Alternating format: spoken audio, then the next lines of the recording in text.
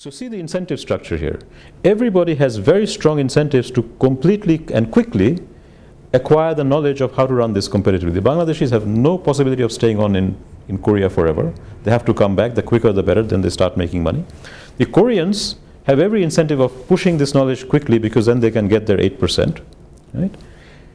And here is a very interesting thing. The Bangladeshi managers who went there also knew that if they understood how to make this factory work, they could themselves set up their own factories eventually. And that's precisely what happened. So out of the 150 odd people who came back, so this Desh became extremely competitive. The growth rate was 90% a year in the first few years. Ronald Reagan put quotas on Bangladesh in a couple of years because it was extremely competitive. Didn't stop the growth. Moreover, 130 of those people left and set up their own firms. And so this clustering and mushrooming happened very rapidly through imitation. And this is what happens in relatively low technology, labor intensive industries. You just need one or two successful cases.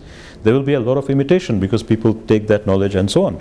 And here is where I think my problem with a lot of the industrial policy instruments is that a lot of this industrial policy, people think that the problem is first mover disadvantage. That the person who cracks, competitive advantage is scared of imitation. The Bangladesh garments industry shows that not only were they not scared of imitation, they wanted the clustering to happen. They encouraged their people because the more clustering that happened, the more business would come. And so the market failure was not a first mover disadvantage. The market failure was capability development. And that requires very different financing instruments. If the problem is just first mover, you can do lots of trials and see what works.